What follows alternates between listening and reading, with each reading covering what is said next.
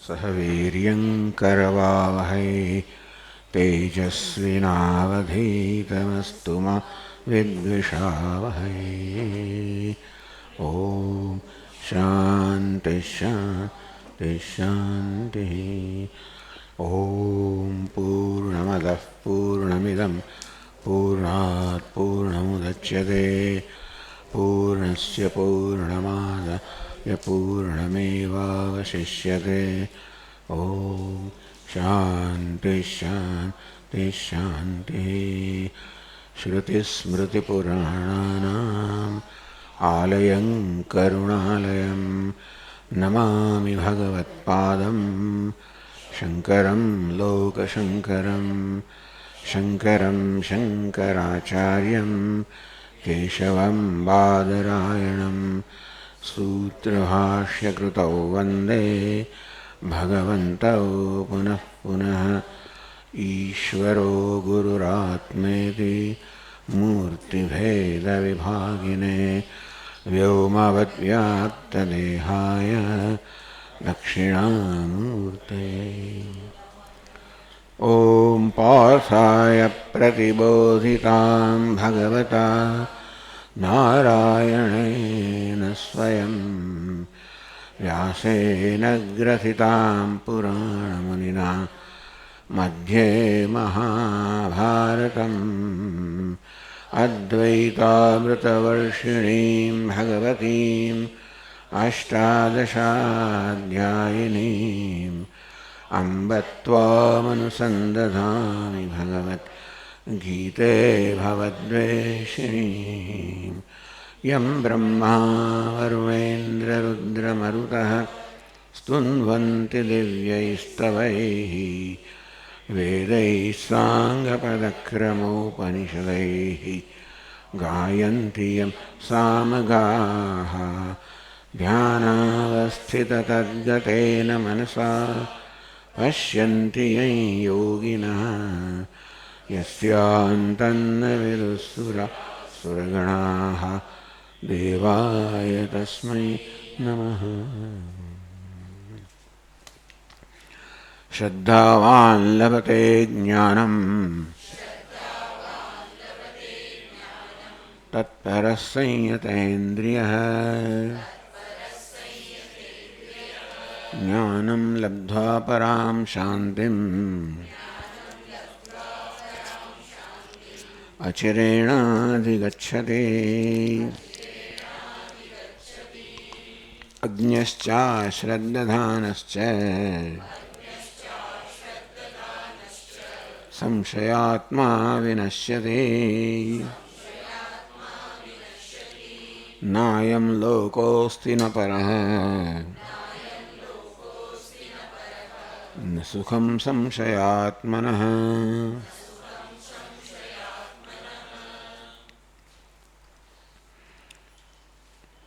श्रद्धावान लभते ज्ञानम। भगवान कहે કે એને શ્રદ્ધા છે, પ્રચુર માત્રામાં શ્રદ્ધા છે, જરૂર જ્ઞાન પ્રાપ્ત થાય છે. તત્પર પણ હોય, સંયતેન્દ્રિય પણ હોય, એટલે કે જરૂર એ જ્ઞાન પ્રાપ્તિના પ્રયત્નમાં લાગેલો હોય. સંયતેન્દ્રિય હે અને બી કોઈ વસ્તુમાં રસ ના હોય, તેથી એની બધી જ શક્તિઓ આમાં જ કેન્દ્રિત થયેલી હોય. આવો જે મોક્ષ છે, જ્ઞાનમ લભતે, એ જરૂર જ્ઞાન પ્રાપ્ત કરે છે. જ્ઞાનમ દબ્ધા પરામ શાંતિમ અચિરેણ અધિગચ્છતિ. અને જ્ઞાન પ્રાપ્ત કરીને અચિરેણ, કોઈ પ્રકારના વિલંબ વગર પરમ શાંતિને પ્રાપ્ત કરે છે. પરમ શાંતિ પોતાનું સ્વરૂપ છે અને જ્ઞાન માત્ર એ સ્વરૂપને અભિવ્યક્ત કરે છે.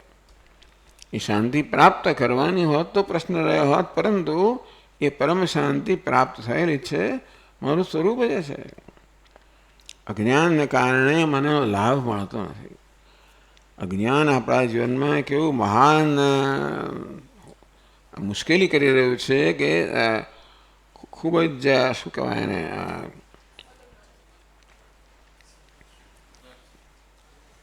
નુકસાન કર્યું છે. માનો કે જે વસ્તુ છે અને આપણો સ્વભાવ છે, નિત્ય પ્રાપ્ત છે, એનો લાભ આપણને મળતો નથી. એ આપણે માણી શકતા નથી. અને આવું કદાચ કોઈ કલ્પના જ ન કરી શકે. વેદાંત સિવાય આવી કોઈ કલ્પના કરી જ ના શકે કે પરમ શાંતિ નિત્ય પ્રાપ્ત છે, પરમાત્મા નિત્ય પ્રાપ્ત છે. નિત્ય પ્રાપ્ત નહીં પણ એટલું મારું પોતાનું સ્વરૂપ જ છે, અને તેથી નિત્ય અભિવ્યક્ત છે. માત્ર ઓળખવાનો છે. મારી દ્રષ્ટિ જે બહિર્મુખ છે અને અંતર્મુખ બનાવવાની છે, અને પછી ઉપદેશની મદદથી ઓળખવાનો છે. ઉપદેશ તો ઓળખાવવાનું કામ કરે. ઉપદેશ કશું નવું ઉત્પન્ન ના કરે, જે છે એ ઓળખાવવાનું કામ કરે.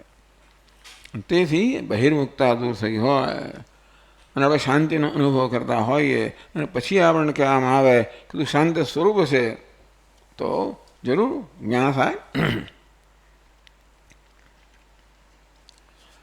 અજ્ઞશ્ચ અશ્રદ્ધાનશ્ચ સંશયાત્મા વિનશ્યતિ. અજ્ઞાની છે તો નાશ પામે જ છે, કારણ કે અજ્ઞાનને કારણે મેં કહ્યું તે પ્રકારે જે છે એનો લાભ નથી મળતા. અશ્રદ્ધાનશ્ચ, વળી પાછું એને કહે કે ભાઈ તારું જે સ્વરૂપ છે એ શ્રદ્ધા ના ધરાવે, હું મારી જ ના સ્વગ્ન હોય નહીં. સંશયાત્મા વિનશ્યતિ, એવું કહેવામાં આવે ત્યારે સંશય કરે કે આને કંઈક અંદર બીજી કોઈ લાગે છે એનું પોતાનું ઈરાદો,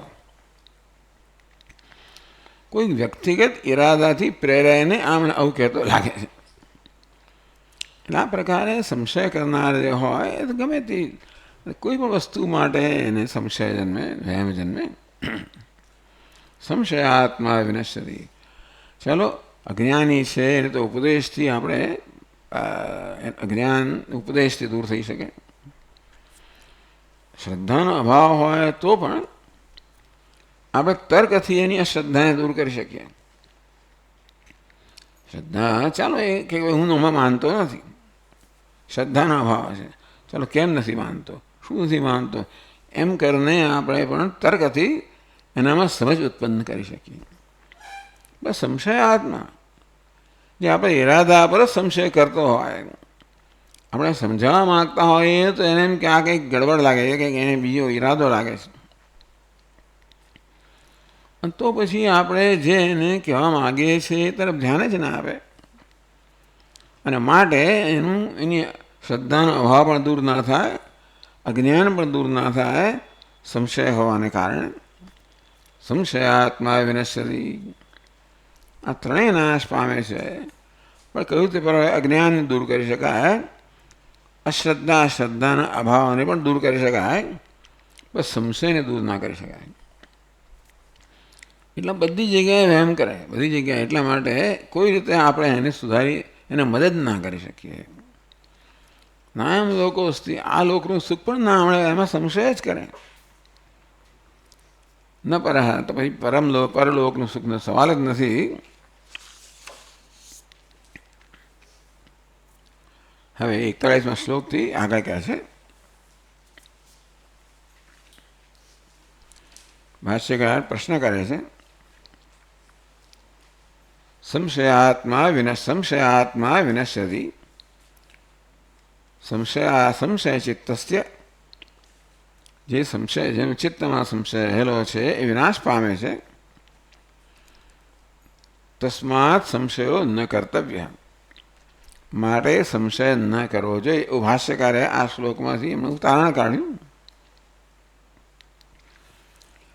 મેં ગઈ કહ્યું તે પ્રમાણે સંશય કરતા નથી, સ્વભાવ જ તો સંશય કરવાનો. કોઈ જગ્યાએ વિશ્વાસ એને જન્મે જ નહીં. તો કહેશે કે આવું જો આપણને જણાય કે મને ક્યાંય વિશ્વાસ નહીં, કોનો વિશ્વાસ નહીં, એવું થતું હોય છે.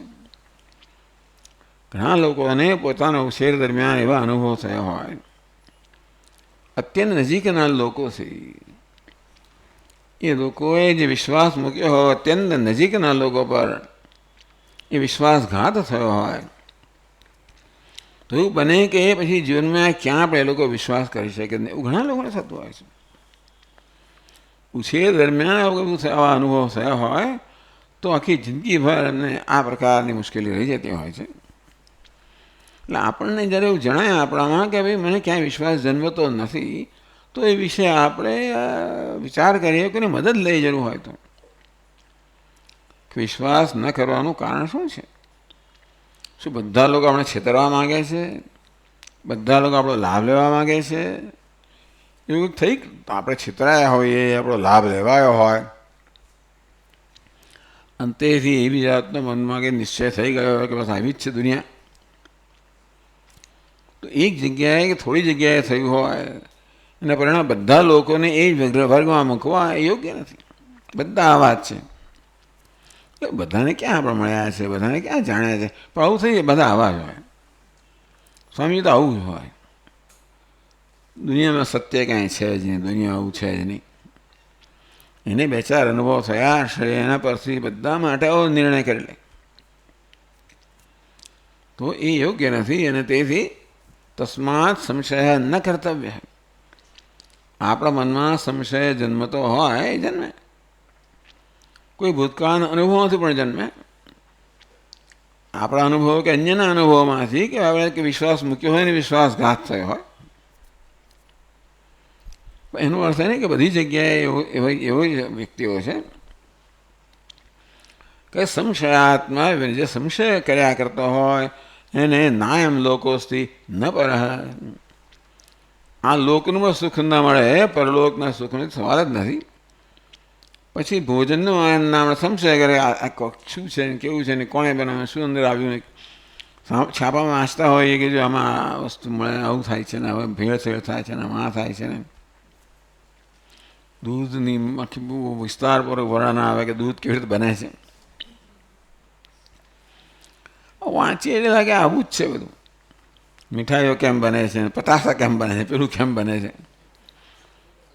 એટલે આવું બધું એમ થાય તો ભાઈ આપણે તો ક્યાંય વિશ્વાસ ન જ મૂકી શકીએ. સંશયાત્મા વિનશ્યતિ. અને તો પછી જીવનમાં આપણે કોઈ પ્રકારનું સુખ ન મળી શકે.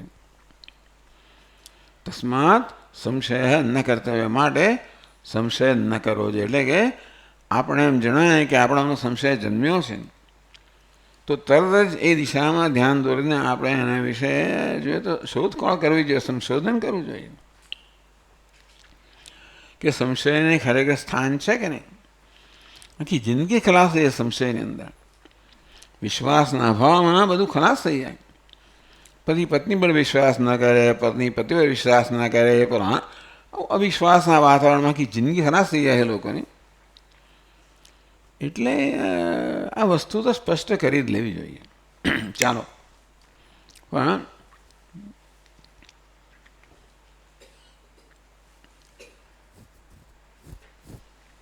તસ્માત સંશયો ન કર્તવ્ય. મારે સંશય ન કરવો જોઈએ. પછી ભાષ્યકાર કહે છે કસ્માત. ભાઈ કયા કારણે સંશય ન કરવો જોઈએ એનો ઉત્તર પછીના શ્લોકમાં આપવામાં આવે છે. યોગ સંન્યસ્ત કર્માણમ જ્ઞાન સંછિન્ન સંશયમ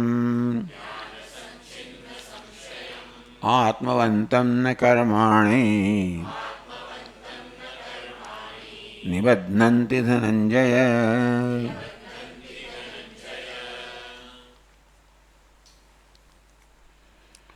યોગ સંન્યસ્ત કર્માણમ. આગળ જે જ્ઞાનનું વર્ણન કર્યું એ જ્ઞાનરૂપી યોગથી જેના સર્વકર્મનો સંન્યાસ થઈ ગયો છે. એટલે આ તો સ્વાભાવિક સંન્યાસ છે. આ સંન્યાસ કોઈ કરવાનો હોતો નથી. સંન્યાસ તો આપણો સ્વભાવ જ છે. એ સ્વભાવને જાણ્યો એટલે પછી કોઈ જગ્યાએ આપણી આસક્તિ હોતી નથી અને માટે આપણે સંન્યાસી જ છીએ. બહારથી કરવાનો ત્યાગ કર્યો કે ન કર્યો હોય પણ અંદર આસક્તિનો અભાવ છે માટે ત્યાગ થઈ જ ગયો છે. જ્ઞાન સંછિન્ન સંશયમ. આ કહેવામાં આવ્યું તસ્માત સંશયો ન કર્તવ્ય. તો સંશય કેમ દૂર થાય? જ્ઞાન સંછિન્ન સંશયમ. જ્ઞાનને કારણે જેનો સંશય દૂર થયો છે. આત્મવંતમ. આત્મવાન છે. અહીં ભાષ્ય કે અપ્રમત્તમ એટલે સાવધાન છે. કર્માણે નિબધ્નંતિ ધનંજય. હે ધનંજય, આવા મહાપુરુષને કર્મ બંધન કરતા નથી. તો ભાષ્યકાર કહે છે યોગ સંન્યસ્ત કર્માણમ પરમાર્થ દર્શન લક્ષણેન योगेन संन्यस्तानि कर्माणि येन परमार्थदर्शिना।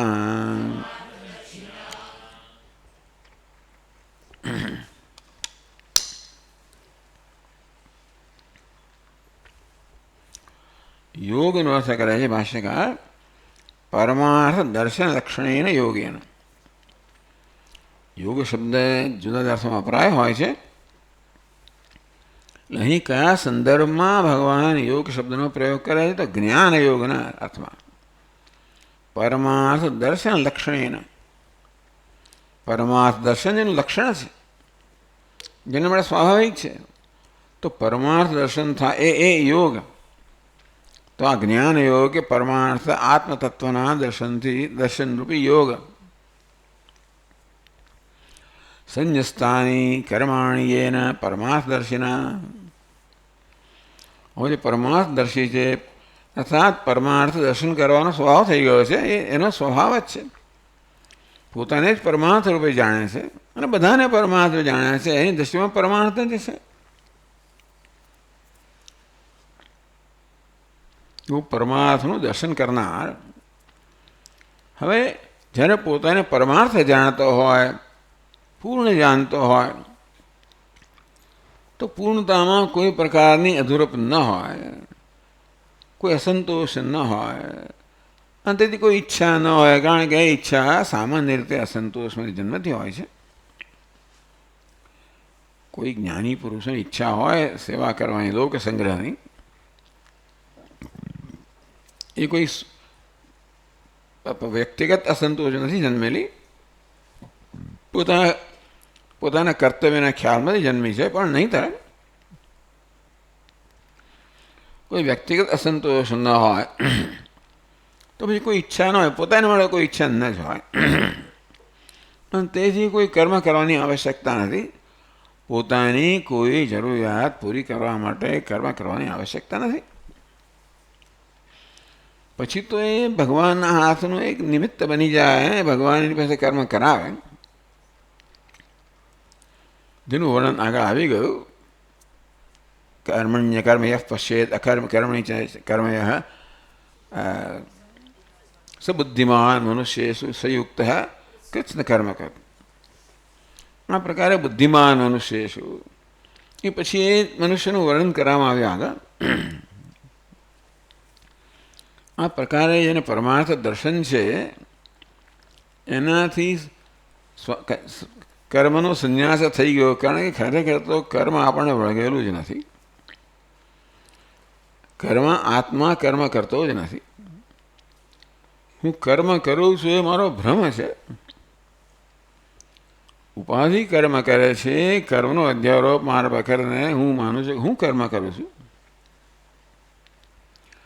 એ પ્રકારનો ભ્રમ જેનો દૂર થઈ ગયો છે, જાણે કે હું કંઈ કર્મ કરતો નથી. એટલે પરમાર્થદર્શીના, જેને પોતાના સ્વભાવનું, જેને આત્માનું વાસ્તવિક દર્શન છે, એ જાણે કે અસંગ હોય એમ પુરુષ, હું તો અસંગ છું. અને એ દૃષ્ટિથી, એ જ્ઞાનથી જેના સર્વકર્મ છૂટી ગયા છે. અજ્ઞાની હતો ત્યારે ખરેખર તો કર્મ કરતો નહોતો. ત્યારે ઉપાધિ જ કર્મ કરતી હતી. પણ ઉપાધિના કર્મને પોતાના કર્મ માનીને માનતો હું કર્મ કરું છું. તો પરમાર્થ દર્શન, પોતાનું વાસ્તવિક દર્શન થાય કે હું અકર્તા છું, અભોગતા છું, તે દર્શનથી, એ જ્ઞાનથી કર્મનો અધ્યારોપ થતો નથી. કર્મ છૂટી જાય એટલે શું? એટલે કર્મ હતું ને જતું રહે છે. આત્મામાં કર્મ હતું જ નહીં અને એને આરોપ કરવામાં આવતો હતો. આરોપ થતો નથી. બાકી બધું એવું ને એવું જ રહે. એટલે એવું નથી કે બધું કર્મ કરતો બંધ થઈ જાય. બંધ થઈ જાય એની મુનસબી છે, પણ એવી કોઈ આગ્રહ નથી. આ રીતે બધા કર્મનો સંન્યાસ થયો. એટલે બધા કર્મ સાથે સંબંધ દૂર થઈ ગયો. હું કોઈ કર્મ કરતો નથી, એ રીતે બધા જ કર્મનો સંન્યાસ થઈ ગયો. યેન પરમાર્થદર્શિના ધર્માધર્માખ્યાને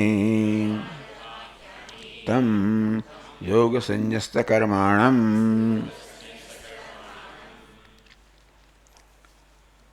યોગેન સંન્યસ્તાની કર્માણી એન સહ યોગ સંન્યસ્ત કર્મ. જેણે તો પરમાર્થ દર્શનથી જેને કર્મનો જાણે છે કે હું કર્મ કરતો નથી, એ અકર્તા દર્શનથી કર્મ દૂર થઈ ગયા.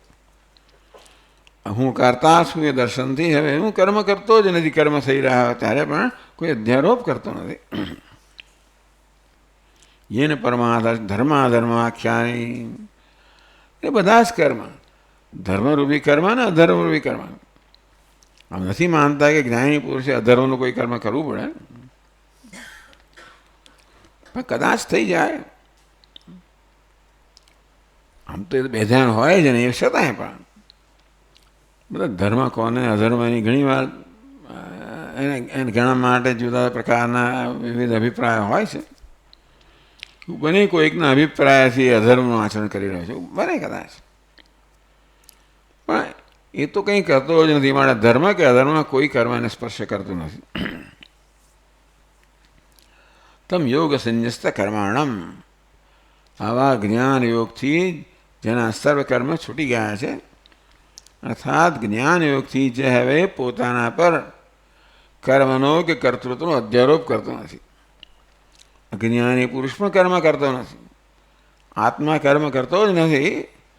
અજ્ઞાનને કારણે ઉપાધિના કર્મનો આરોપ કરે. હું માનું છું કે હું કર્મ કરું છું, હવે આરોપ થતો નથી, અને એ રીતે એણે કર્મનો ત્યાગ કર્યો છે. એ ત્યાગ એટલે કર્યું નથી એણે. કર્મનો ત્યાગ કોઈ ત્યાગ એટલે કે એવું કોઈ કર્મ નથી, કોઈ પ્રયત્ન નથી, એ માત્ર દ્રષ્ટિ જ છે. હું કર્મ કરું છું પણ દ્રષ્ટિ જ છે, એ ભ્રમ છે. અને હું અકર્તા છું એ દ્રષ્ટિ છે, એ હકીકત છે. યોગ સંન્યસ્ત કર્માણમ, એ ભાષ્યકાર કહે છે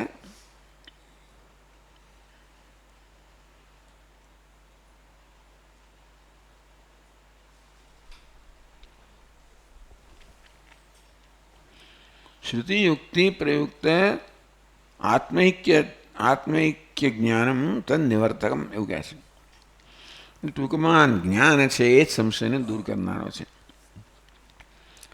શ્રુતિ યુક્તિ પ્રયુક્ત, શાસ્ત્ર આપણને કહે કે તો અકર્તા છે, યુક્તિથી આપણે સમજવાનું પણ ખરું. એટલે હંમેશા વેદાંતના આચાર્ય કહેતા હોય છે કે જે કંઈ શ્રવણ કરીએ એને આપણે એમને સ્વીકારી નહીં લેવાનું. જે કંઈ શ્રવણ કરીએ, સાંભળીએ, એને આપણે બુદ્ધિથી બરોબર જોખવાનું, અને બુદ્ધિ એનો સ્વીકાર કરે તો જ પછી એનો સ્વીકાર કરવાનો. એવું બને કદાચ કે અત્યારે આપણો પૂરતી સમજ ના હોય તો પછી આપણે જે કહેવામાં આવે છે પણ આપણે એને નકારીએ તો નહીં જ. સ્વીકારીએ ન પણ લઈએ તો પણ એને નકારીએ નહીં, ગોખલા મૂકીએ. જ્યારે સમય આવશે ત્યારે આપણે જોઈ લઈશું. પણ જે ઉપદેશ કરવામાં આવે છે શાસ્ત્ર આચાર્ય વડે, આપણે તિરસ્કાર તો નથી જ કરતા. બધા સ્વીકારીએ ન લઈએ, જે આપણી સમજ એટલી પરિપક્વ ન થઈ હોય તો હવે રાહ જોઈએ સંજોગોની કે જ્યારે મારી સમજ પરિપક્વ થશે ત્યારે હું સમજીશ ને સ્વીકારીશ.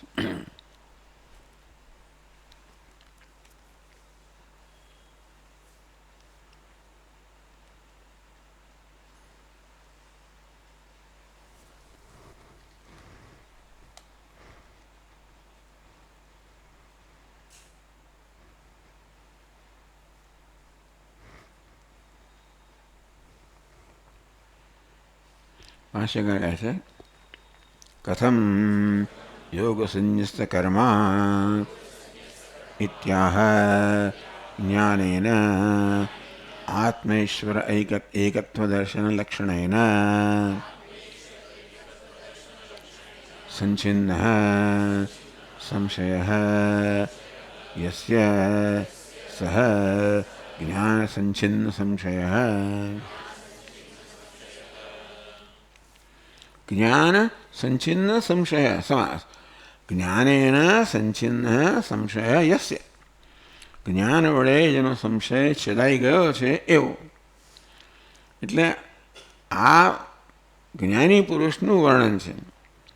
જ્ઞાન સંચિન્ન સંશય, જ્ઞાન વડે જેના સંશય છેદાઈ ગયા છે એવો.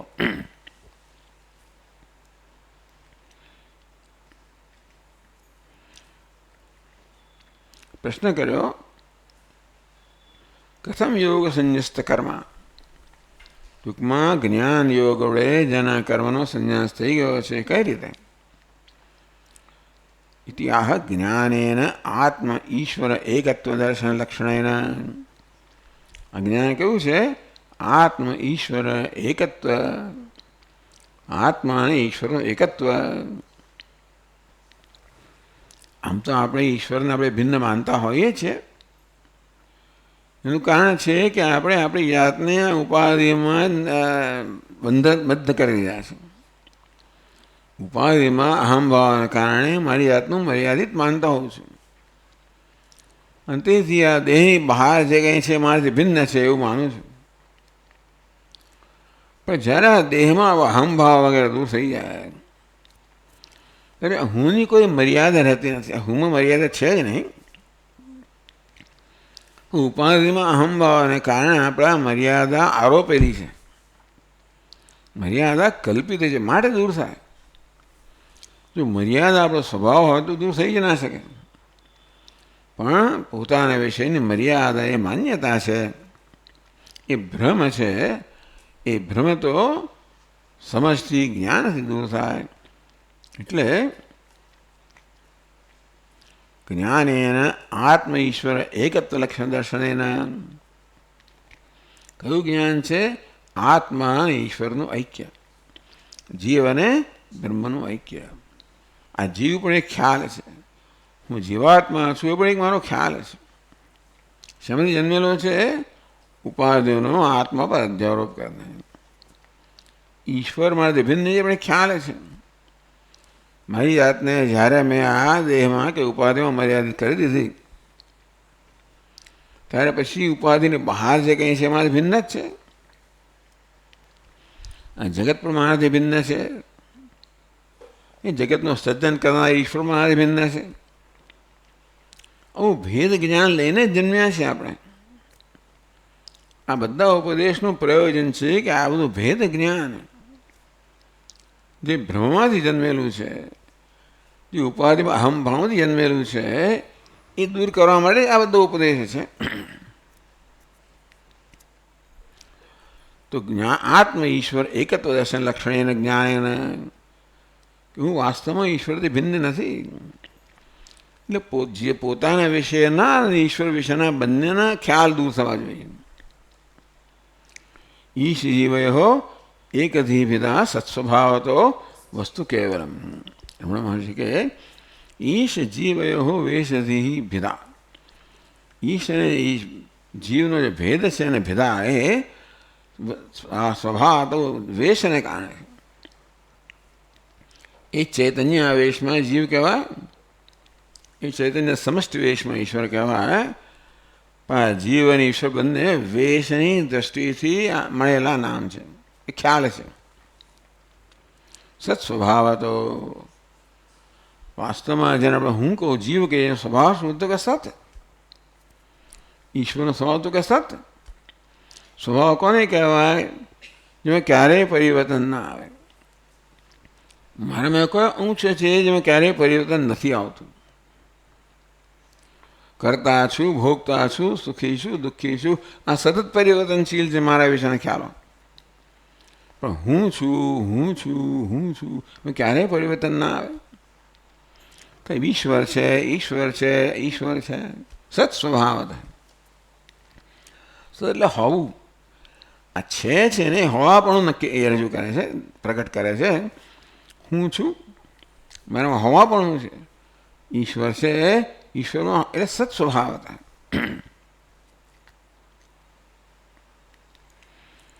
કોઈ પ્રકારનો સંશય જેનામાં રહ્યો નથી. જ્ઞાનને કારણે જેના બધા એટલે સંશયમાંથી મુક્ત થવાનો અહીં ઉપાય કયો? જ્ઞાન.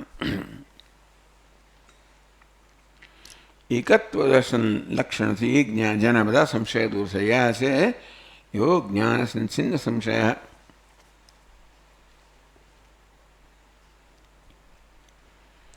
યહ એવં યોગ સંન્યસ્ત કર્મા તમ આત્મવંતમ અપ્રમત્તમ ગુણચેષ્ટારૂપેણ દૃષ્ટાનિ કર્માણિ ન નિબધ્નન્તિ અનિષ્ટાદિરૂપમ ફલમ ન આરભન્તે હે ધનંજય. એવમ યોગ સંન્યસ્ત કર્મ. આ યોગ એટલે કે જ્ઞાન યોગથી જેને બધા કર્મનો સંન્યાસ એટલે જેનો સંન્યાસ થઈ ગયો છે. જ્ઞાન યોગથી જે પોતાને નિત્ય સંન્યાસી જાણે છે, નિત્ય કરતા જાણે છે. સંન્યાસી કોને કહેવાય? જે કોઈ કર્મ કરતો નથી. પણ વાસ્તવમાં તો અરે ખાવું પીવું પણ કર્મ જ છે. આત્મા સર્વ રીતે સંન્યાસી છે. આત્મા નિત્ય કરતા છે, માટે મુખ્ય અર્થમાં આત્મા સંન્યાસી છે. કોઈ કર્મ કરતો જ નથી, કારણ કે અકર્તા એનો સ્વભાવ છે. તો યોગ સંન્યસ્ત કર્મ આ પ્રકારે પોતાના સ્વરૂપના જ્ઞાનથી જે પોતાને નિત્ય સંન્યાસી જાણે છે, આ જ્ઞાનના પરિણામે જેના કર્મનો ત્યાગ થઈ ગયો છે, એટલે કે જે પોતાના પર કર્તૃત્વનો આરોપ કરતો નથી. આત્મવંતમ કે અપ્રમત્તમ, આત્મરથી મન કે ચિત્ત કરવામાં આવ્યો. આત્મવંતમ જે અપ્રમત્ત છે, સદા સાવધાન છે. સાવધાન શેનાથી છે? ગુણચેષ્ટા રૂપેણ દુષ્ટાની કર્માણી ન નિબધ્નન્તિ. આ કર્મ એ કર્મને કઈ રીતે જુએ છે? ગુણા ગુણેષુ વર્તન્તે ઇતિ મત્વા ન સજ્જતે. આ કહેવામાં આવ્યું અજ્ઞાની દ્રષ્ટિ કેવી છે? ગુણા ગુણેષુ વર્તન્તે. આ ગુણમાંથી બનેલી ઉપાધિ, ગુણોમાંથી બનેલા જગત સાથે વ્યવહાર કરે છે, નમ કર્મ. આમ શ્રોત્રેન્દ્રિય સાંભળતી હોય, વાઘ ઇન્દ્રિય બોલતી હોય, આ બધા ગુણોમાંથી બનેલી આ ઉપાધિ, ગુણોમાંથી બનેલા જગત સાથે વ્યવહાર કરતો હોય, એનું કર્મ. ગુણચેષ્ટા રૂપેણ દુષ્ટાની કર્માણી. આ કર્મ જેને આપે છે, કર્મ કહીએ ગુણોની ચેષ્ટા છે. ગુણોમાંથી બનેલી ઉપાધિ, ગુણોથી બનેલું જગત, એનો વ્યવહાર અને ચેષ્ટાને જ કર્મ કહ્યું. આ પ્રકારે જે કર્મને જુએ છે. દુષ્ટાની કર્માણી, જ્ઞાનને કારણે જેનો કર્મ વિશેનો સમગ્ર અભિપ્રાય બદલાઈ ગયો. જ્ઞાનને કારણે પોતાના વિશેનો અભિપ્રાય બદલાઈ ગયો. એ જેનો મુખ્ય લાભ છે એ સમજવાનું છે કે જે વસ્તુ આપણે દુઃખી કરે છે આપણા વિશેનો અભિપ્રાય જ છે. આપણને દુઃખી કરનારી બીજું કોઈ વસ્તુ જ નથી. અને જ્યાં સુધી અભિપ્રાય હું ટકાવી રાખું, તો બાકીને બધા ભલે હું ફેરફારો કર્યા જ કરું. એટલે મારા યશમાં, કીર્તિમાં, ધનમાં, સંપત્તિમાં, બહાર બધામાં ગમે તેટલા ફેરફારો કરીએ, પણ જ્યાં સુધી આપણા વિશેનો અભિપ્રાય ન બદલાય ત્યાં સુધી ઊભું કરેલું દુઃખ દૂર ના થાય. ખરેખર દુઃખો તો દૂર સાથ કેવું છે? કલ્પેલું દુઃખ છે, ઊભું કરેલું છે, આરોપને કારણે જન્મેલું છે, એટલે દુઃખ દૂર ના થાય. એટલે આરોપ તો માત્ર એ ભ્રમ છે, અજ્ઞાનની ઉપર જ્ઞાનથી દૂર થાય. ગુણચેષ્ટા રૂપેણ દુષ્ટાની કર્માણી ન નિબધ્નન્તિ. કર્મ નથી બાંધતા. કેમ? કારણ કર્મ વિશેનો અભિપ્રાય બદલાઈ ગયો. પહેલાં એવો અભિપ્રાય હતો હું કર્મ કરું છું એમ કરીને કર્મનો મારો અધ્યારોપ કરે, મારી રીતે કરતા માનતો હતો. એ હું બંધાતો હતો અથવા મારી હાથને બાંધતો હતો. હવે એવો અધ્યારોપ કરતો નથી. જોઉં છું કે ગુણચેષ્ટા રૂપેણ, ગુણોનો આ સમૂહ છે, એ ગુણોના બહારના સમૂહ સાથે ચેષ્ટા કરી રહ્યો છે. કર્માણી ન નિબધ્નન્તિ. કર્મ એને બંધન કરનાર હતા એની દ્રષ્ટિને કારણે. કર્મ કશું બંધન નથી કરતા, પણ હું એમ કર્મનો આરોપ કરવા, હું કર્મ કરું છું એ પ્રકારનો આરોપ મને બંધન કરનારો છે. જ્યારે જોઉં છું કર્મ તો ઉપાધિ વડે થઈ રહ્યા છે. ઉપાધિ જગત સાથે વ્યવહાર કરી રહી છે. હું બધાનો સાક્ષી છું. આ પ્રકારે જે હકીકત છે એ આ જ્ઞાની પુરુષ માટે વાસ્તવિકતા છે. એને બંધન કરતા અંદર શું અનિષ્ટાદિ રૂપમ ફલમ ન આરભતે, એટલે કે એના કર્મમાં કોઈ પ્રકારનું ફળ જન્માવતા નથી. સમગ્રમ પ્રવિલિયા કહેવામાં આવ્યું. અગ્રેણ સહ સમગ્રમ કર્મફળ સહિત કર્મ પ્રવિલિયતે નષ્ટ થઈ જાય છે. કારણ કે હું કર્મ કરતો છે જ્ઞાનમાં અનિષ્ટાદિ રૂપમ, અનિષ્ટ વગેરે એટલે ઈષ્ટ પણ આવે. ઈષ્ટ અનિષ્ટ કોઈ પ્રકારનું ફળ જન્માવતું નથી. આપણે કે સ્વામી ઈષ્ટ ફળ જન્માવે તો શું ખોટું છે? સુખ જન્માવે શું ખોટું છે? પણ આ વેદાંતને એ નથી ગમતું. સુખ જન્માવે તો સુખ અનુભવ કરવા વળી પાછો જન્મ લેવો પડે. એટલે દુઃખ તો નહીં છે, પણ સુખ પછી પણ મુક્ત થવા એ પણ એ માત્ર ઉપાધિના સ્તરે જ છે ને. ફલમ ન આરભતે.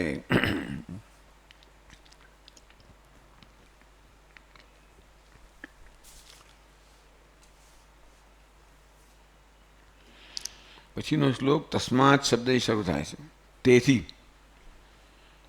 એટલે એનું કારણ યસ્માત એનું કારણ તો જણાવવું જોઈએ ને. એ ભાષ્યકાર એ શ્લોકને પેલા કારણ સમજાવે છે, એ માટેની ભૂમિકા ઊભી કરે છે. ભાષ્યકાર કહે છે યસ્માત કર્મયોગ અનુષ્ઠાનાદ અશુદ્ધિક્ષય હેતુક જ્ઞાન સંચિન્ન સંશય ન નિબધ્યતે કર્મભિઃ જ્ઞાનાગ્નિદગ્ધ કર્મત્વાદેવ યસ્માચ્ચ જ્ઞાન કર્માનુષ્ઠાન વિષયે સંશયવાન વિનશ્યતે તસ્માત ઇતિ. બહુ જે કારણ કે તેથી, કેમ તો કે જે આગળ આપણે કહી દેવામાં આવ્યું છે એ જ આપણને યાદ દેવડાવે છે ભાષ્યકાર. યસ્માત કર્મયોગ અનુષ્ઠાનાત અશુદ્ધિક્ષય હેતુક જ્ઞાન સંચિન્ન સંશય ન નિબધ્યતે.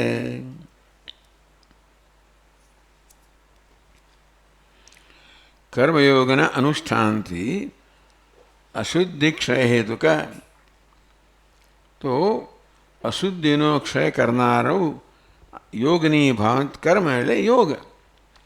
અશુદ્ધિનો એટલે કે રાગદ્વેષનો ક્ષય કરનારું આ કર્મ છે. કેવું કામ? નિષ્કામ કર્મ. નિષ્કામ કર્મ એટલે રાગદ્વેષથી પ્રેરાયેલું કર્મ નહીં, પરંતુ કર્તવ્યની ભાવનાથી પ્રેરાયેલું કર્મ. અમારું કર્તવ્ય છે, મારી ફરજ છે, મને મારે કરવું જોઈએ. અથવા તો ઈશ્વર પ્રત્યે મારી ફરજ છે, મારે એને અર્પણ કરવું જોઈએ. આ જગતના અને સમષ્ટિના રૂપમાં ઈશ્વર માટે આટલું કરી રહ્યો છે, એની એક સભાન તો ઉત્પન્ન થાય તો આપણા વડે જરૂર કંઈ થાય જ ઈશ્વરને પણ અર્પણ કરવા માટે. એટલે આ કર્મયોગનું મૂળ છે કે જ્યારે આપણને આ પ્રકારની સમજ પ્રાપ્ત થાય ત્યારે જે કર્મ કરીએ તે આપણા પર થયેલા ઉપકારનો બદલો વાળવા કરીએ. એનું કર્તવ્ય. આપણા પર થયેલા ઉપકારનો બદલો વાળવા જે કર્મ કરીએ એનું કર્તવ્ય. એટલે કર્મ જ નહીં, માત્ર પણ કર્તવ્ય બુદ્ધિ થયેલું કર્મ. કર્મયોગ અનુષ્ઠાનાત અશુદ્ધિ ક્ષય હેતુક જ્ઞાન સંચિન્ન સંશયો ન નિબધ્યતે.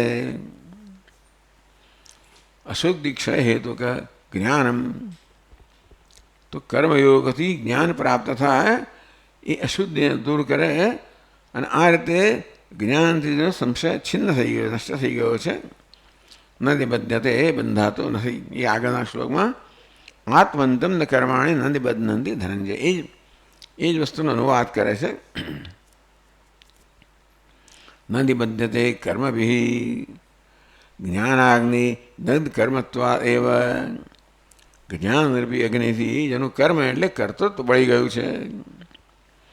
જ્ઞાન તો કહ્યું ને કે અજ્ઞાન જ દૂર કરે, અને અજ્ઞાન ભાઈ જેનો ભ્રમ દૂર કરે. હું કર્મ કરનાર છું, હું કરતા છું, એ ભ્રમ છે. એટલે જ્ઞાન એટલે મારું વાસ્તવિક સ્વરૂપ. હું અકર્તા છું એ જ્ઞાન થાય, એટલે અકર્તૃત્વ જે ભ્રમ હતો એ દૂર થાય.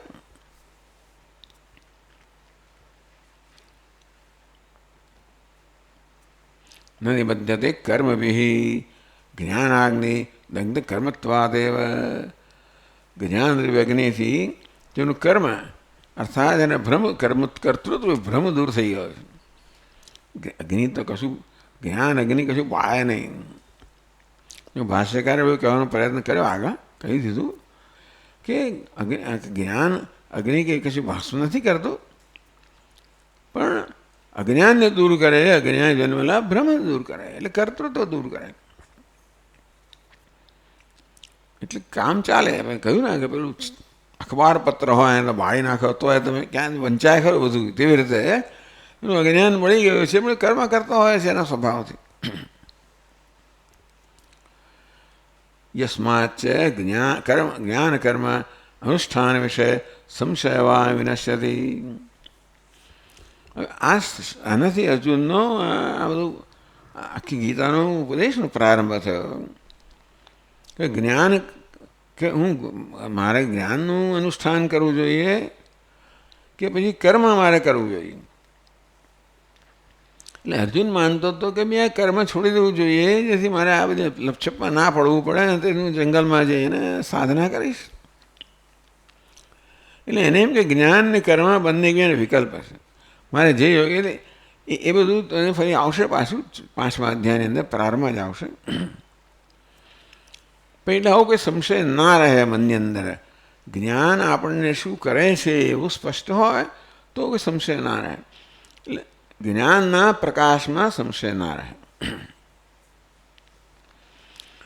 જો હજી મનમાં સંશય હોય કે મારે કર્મ કરવું જોઈએ કે પછી જ્ઞાનની આરાધના કરવી, એવો સંશય હજી મનમાં હોય તો માણસ કંઈ કરી જ ના શકે.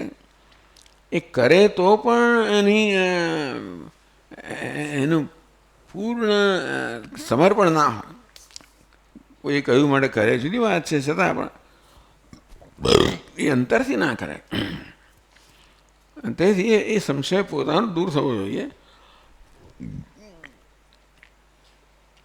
યસ્માચ્ચ જ્ઞાન કર્મ અનુષ્ઠાન વિશે સંશયવા વિનશ્યતિ.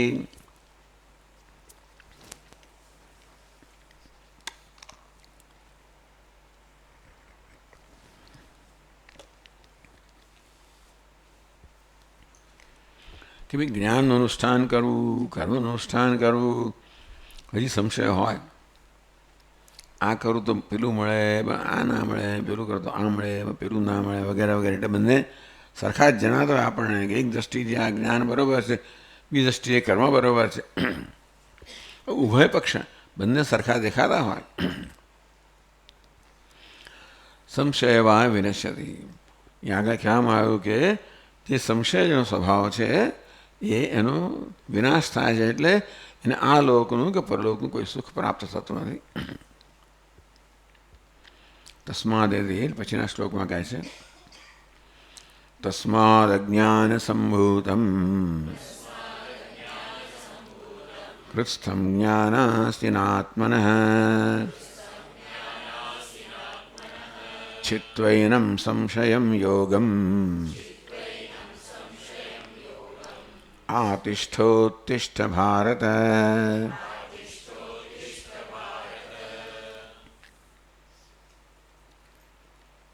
તસ્માત અજ્ઞાન સંભૂતમ, તેથી અજ્ઞાનમાંથી જન્મેલો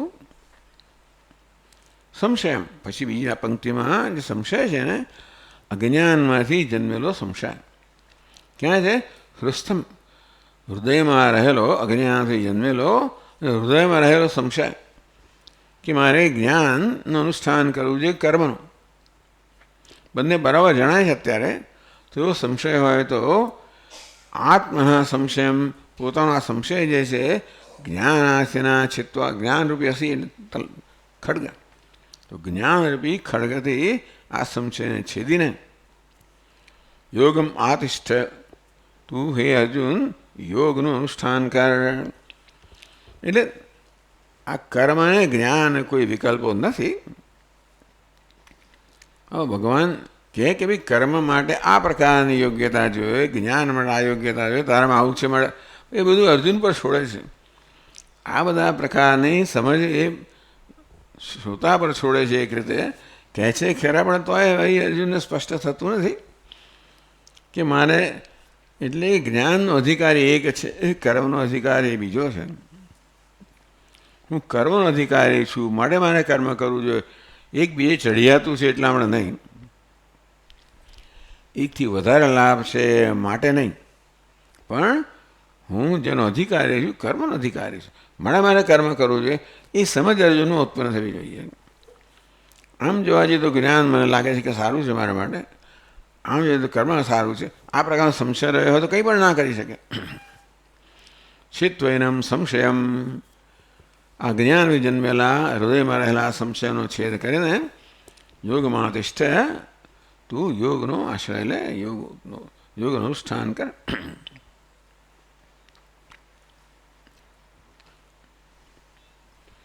ભાષ્યકાર કહે છે તસ્માત પાપિષ્ઠમ અજ્ઞાન સંભૂતમ અજ્ઞાનાત અવિવેકાત જાતમ કૃત્સ્થમ હૃદિ બુદ્ધૌ સ્થિતમ જ્ઞાનાસિના શોકમોહાદિદોષહરમ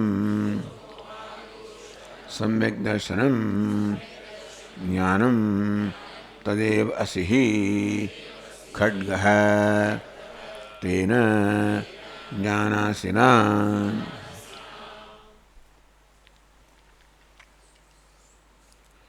તસ્માત પાપિષ્ઠમ, સંશયમાં ભગવાન મહારાજ જરા ગુસ્સે થઈ ગયેલા, એટલે કહે છે પાપિષ્ઠમ. પાપિષ્ઠમિતિ સંશયસ્ય સર્વ અનર્થ મૂલત્વેન ત્યાજ્યત્વ સૂચ્યતે. આમ સંશય માટે પાપિષ્ઠ, પાપીયસ પાપિષ્ઠ, સૌથી મોટો પાપી. તો એ પ્રકારનું વિશેષણ સંશય માટે વાપરવામાં આવ્યું. એનું કારણ છે કે સર્વ અનર્થ મૂલત્વેના, આ સંશય છે બધા જ અનર્થનું મૂળ છે અને માટે એ પાપિષ્ઠ છે. એમ કહીને સર્વથા ત્યાજ્યત્વમ, એને પાપિષ્ઠ એટલે સૌથી મોટો પાપ એ કહીને એનો સર્વે ત્યાગ કરવા યોગ્ય છે એવું ભાષ્યકાર કહેવા માંગે છે.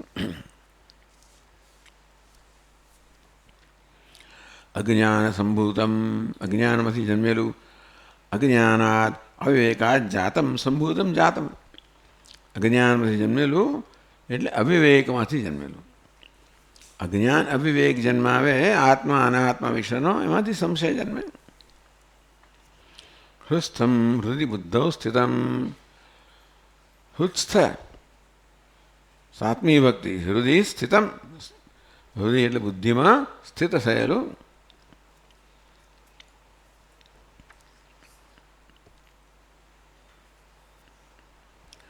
જ્ઞાનાસિના, જ્ઞાનરૂપી અસી એટલે કે ખડગથી. શોક મોહાદિ દોષહરમ સમ્યક દર્શનમ જ્ઞાનમ. તો જ્ઞાન કોને કહેવામાં આવ્યું? શોક મોહાદિ દોષહરમ. આ શોક મોહ બધા દોષને દૂર કરનારો અજ્ઞાન, કોઈ પણ જ્ઞાન, કોઈ પણ જ્ઞાન આપણો અવિવેક જ્ઞાન દૂર કરે અને અવિવેક દૂર કરે. માત્ર અજ્ઞાન ન કરે, અજ્ઞાન જેટલું અવિવેક છે ને એ બધા અનર્થ કરનારો હોય છે. આવરણ અને વિક્ષેપ, એટલે અજ્ઞાન એટલે આવરણ એમાં જન્મે છે, આ વિક્ષેપ છે, અનેક પ્રકારના બધા ભ્રમ છે. અવિવેક કહો, ભ્રમ કહો, આ બધા ભ્રમ છે, બધા પ્રકારનો અનર્થ જન્માવતા હોય છે. જ્ઞાનાસિના શોક મોહાદિ દોષહરમ સમ્યક દર્શનમ જ્ઞાનમ. એકવાર પોતાનું આત્માનું જ્ઞાન થાય કે હું નિત્ય મુક્ત છું, હું આનંદ સ્વરૂપ છું, હું પૂર્ણ છું, તો શોકને કોઈ સ્થાન રહેતું જ નથી ને.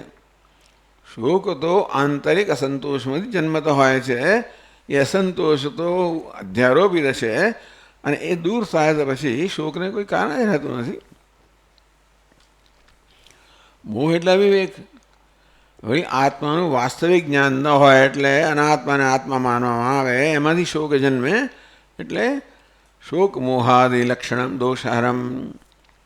એકવાર આપણને સ્પષ્ટ જ્ઞાન થાય ત્યારે આ શોક અને મોહરૂપી દોષ છે, જે અજ્ઞાનની ઉપજે છે, એ દોષને દૂર કરનાર.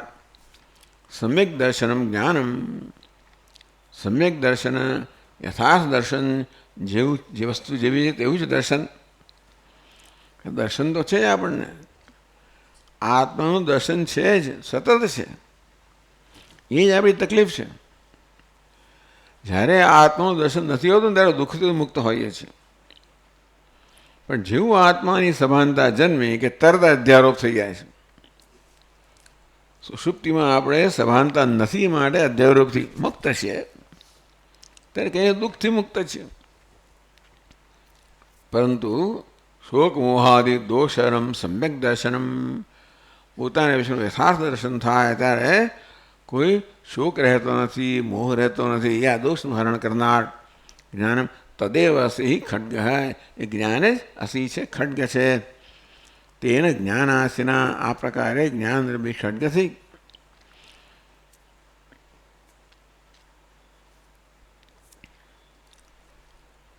આત્મનઃ સ્વસ્ય આત્મવિષયત્વાદ સંશયસ્ય.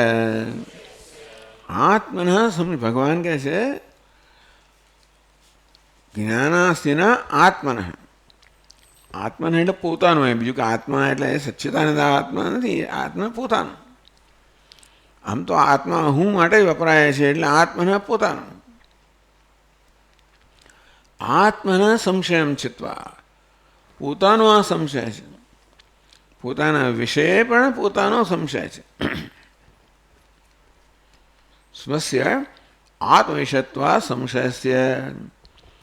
પોતાનો સંશય છે અને પોતાના વિષયનો સંશય છે. આમ સ્વસ્ય કહે છે, પછી આત્મવિષયત્વાદ કહે છે. એટલે આત્મા જેનો વિષય છે એ સંશય.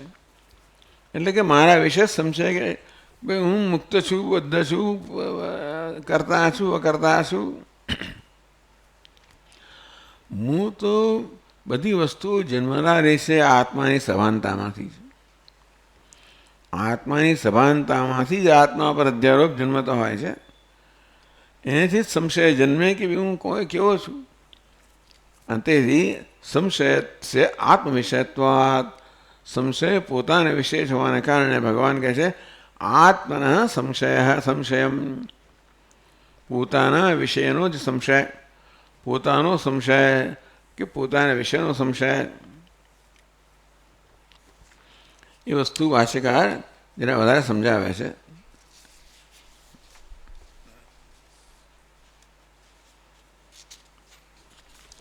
નહીં પરસ્ય સંશય પરેણ ચિત્તવ્યતાં પ્રાપ્ત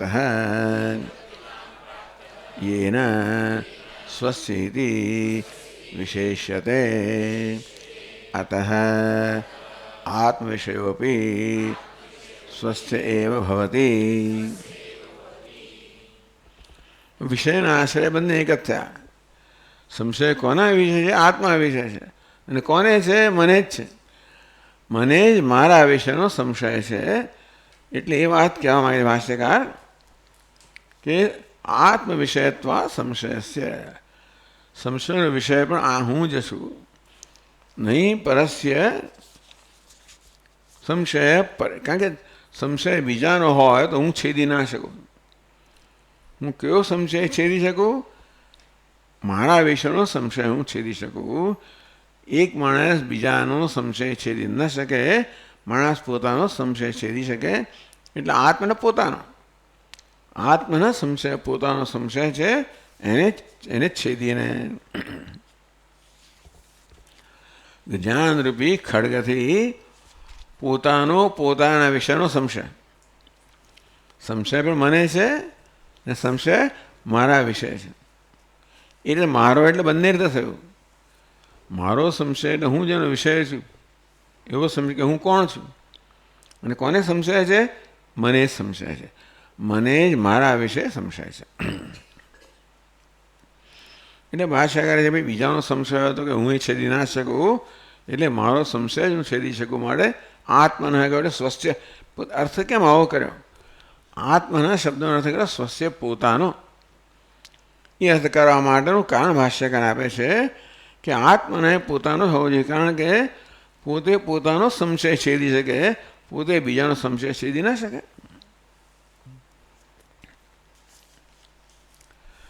છિત્વા એનમ સંશયમ સુવિનાશ હેતુભૂતમ યોગમ સમ્યક દર્શન ઉપાયમ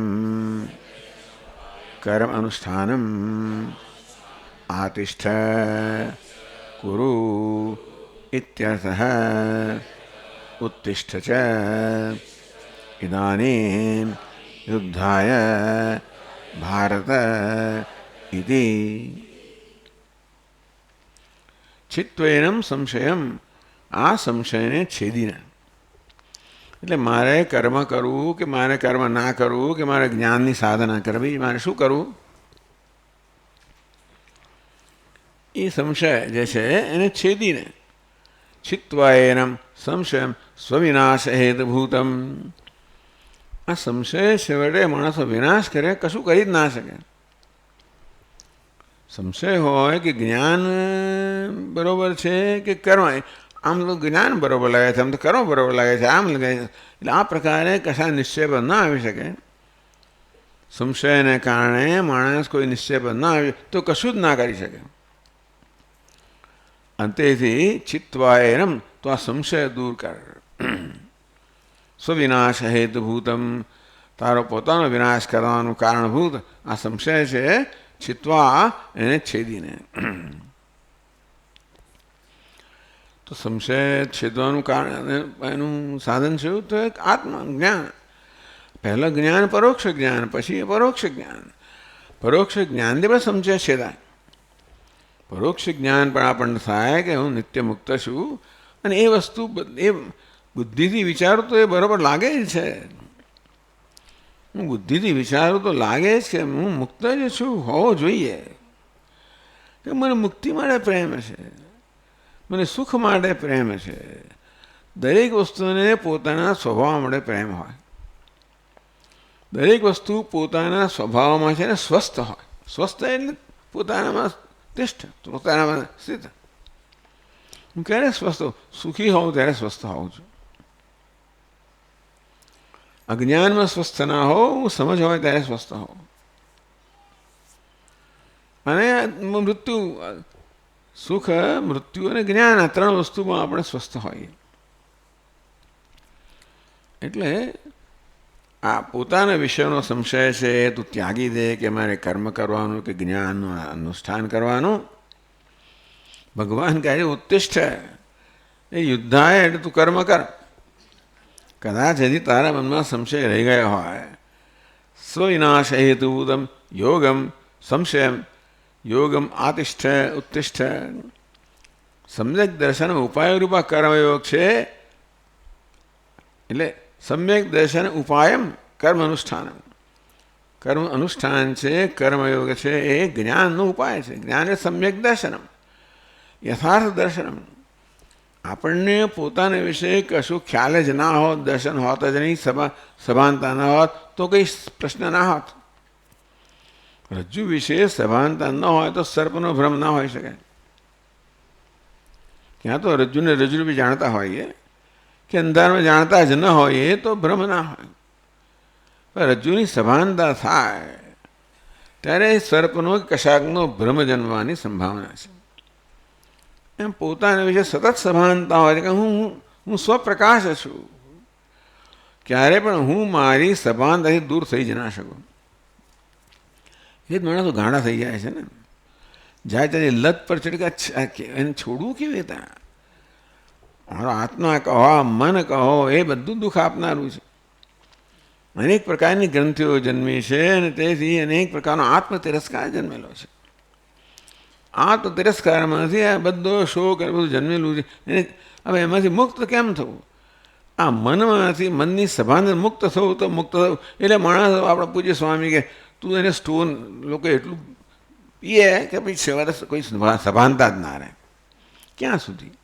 પાછળ બીજી દાડે ઊભો તો થવાનો જ છે. પણ કહેવાનો ભાવ એ છે કે આ પોતાની સભાનતા જ બધા દુઃખનું કારણ છે. કેવી સભાનતા? અવિવેકથી જન્મેલી સભાનતા અને વિવેકથી જન્મેલી સભાનતા બધા દુઃખને દૂર કરવાનું કારણ છે. દુઃખ પણ મૂળ સાધન તો મૂળ કારણ આત્મા જ છે. અને તેથી આત્માનું જ્ઞાન દુઃખનું મૂળ કારણ છે. અને માટે આત્મજ્ઞાન છે એ બધા દુઃખનો ઉપાય છે. બી કશી વસ્તુ દુઃખ દૂર ના કરે. કંઈક રાહત આપે કે બહુ બહુ દુઃખ દૂર ના કરે, એનું કારણ ન જાય ત્યાં સુધી. એટલે આપણે આપણા દુઃખ માટેનું કારણ છે. અને આપણે ક્યારે ભાગી ના જઈએ છીએ, આપણાથી જઈ શકીએ જ નહીં. ગમે તેટલું કરીએ ને તો આપણે પ્રયત્ન કરતા જ હોઈએ છીએ. આપણે સદા પોતાનાથી ભાગી જવાનો પ્રયત્ન કરતા જ હોઈએ છીએ. કેવી રીતે? પોતાની જાતને વ્યસ્ત રાખીએ, આમાં રાખીએ, પેલામાં રાખીએ, ફલાણ એમ કરીને કંઈ ને કંઈ કામ કાઢ્યા જ કરીએ અને વ્યસ્ત રહીએ. કારણ કે ન હોય તો બી મારી જાતનો સામનો કરવો પડે. પોતાની જાતનો સામનો કરવાનો ટાળવા માટે માણસ પોતાની જાતને કશાને કશામાં રોકેલો રાખે છે. આટલી એને દુનિયા જાણે છે. એટલે અનેક પ્રવૃત્તિઓ આપશે આપણને, જાત જાતના સાધનો આપશે, ગેજેટો આપશે, પેલું આપશે, એટલે વિતવામાં આ કર, પેલું કર, આ રમત રમને, પેલી રમત રમને, જાત જાતનું બધું આપણને આપે. એટલે આપણે એમાં વ્યસ્ત રહીએ. અને તેથી આપણે આપણા વિશે ચિંતા ન કરવી પડે. એટલે બધું આ બધી એસ્કેપ, જેટલી બધી પ્રવૃત્તિઓ છે ને એ બધી મોટાભાગની બધી સેલ્ફ એસ્કેપ, પોતાનાથી ભાગવાની જ પ્રવૃત્તિઓ છે. આપણે આપણી જાતનો સામનો કરવામાંથી ભાગીએ છીએ. એટલે સમ્યક દર્શન ઉપાય, સમ્યક દર્શન થશે, મારા વિશેનું યથાર્થ જ્ઞાન થશે, ત્યારે બધું દૂર થશે. પણ પરોક્ષ જ્ઞાનથી પણ થાય. પરોક્ષ જ્ઞાન જે બુદ્ધિથી જન્મેલું છે, વિચારની સમજથી જન્મેલું છે કે ભાઈ શાસ્ત્ર કહે છે એ પ્રમાણે બ્રહ્મ હોવો જ જોઈએ. એ કારણ કે બ્રહ્મ ના હોય તો બ્રહ્મ માટે પ્રેમ હોય નહીં, મુક્તિ માટે પ્રેમ હોય નહીં, સુખ માટે પ્રેમ હોય નહીં. અને તેથી શાસ્ત્ર કહે છે એ બરોબર લાગે છે. ત્યાંથી શરૂઆત થાય પરોક્ષ જ્ઞાનથી, અને પછી એ વાસ્તવિકમાં પરિણમે. મારે એ પ્રકારે તો અત્યારે જે જ્ઞાન થવું જોઈએ અર્જુનને એ કેવું છે? પરોક્ષ જ્ઞાન. કે હા હવે હું છેવટે મુક્ત હોવો જોઈએ, સુખ મારું સ્વરૂપ હોવું જોઈએ. મારો અનુભવ તો નથી, અનુભવ તો દુઃખનો છે, બંધનનો છે, એવું માનીએ છીએ આપણે. પણ શાસ્ત્ર કહે છે એ પ્રમાણે હું વિચાર કરું તો જણાય છે કે બંધન તો મારો સ્વભાવ ના હોય. નહીં તો એવું હોય તમારે બંધન માટે પ્રેમ હોય. દુઃખ મારો સ્વભાવ ન દુઃખ માટે પ્રેમ હોય. પોતે આત્મા વિશેનો પ્રેમ સ્વાભાવિક છે. પણ બંધન ગમે નહીં, દુઃખ ગમે નહીં, મૃત્યુ ગમે નહીં, એટલે મારો સ્વભાવ હોય જ ના શકે. એ પ્રકારે આપણે વિચારથી કે યુક્તિથી શરૂ કરીએ. અને એ યુક્તિથી દ્વારા પછી આપણે નક્કી કરીએ કે આપણે આ યથાર્થ જ્ઞાન મેળવવાનું છે. પણ એ માટે આપણા મનને અંતર્મુખ બનાવવાનું છે. એ માટે આ કર્મ છે, યોગની ભાવના. કર્મ કરતા પણ આ યોગની ભાવના છે એ આપણે અંતર્મુખ બનાવનારી છે. એ માટે જ્ઞાન માટેની ભૂમિકા જન્માવનારી છે. માટે ઉત્તિષ્ઠ છે ઇદાનીમ યુદ્ધાય ભારત. એ માટે હે ભારત, તો યુદ્ધ માટે અહીંયા યુદ્ધ એટલે કર્મ, કર્તવ્ય. કર્મ કરતા યુદ્ધ એટલે કર્તવ્ય. કર્તવ્ય કર્મ માટે તો તૈયાર થઈ જાય. એટલે અર્જુન માટે યુદ્ધનો આદેશ છે, આપણે માટે કર્તવ્ય કર્મનો આદેશ છે.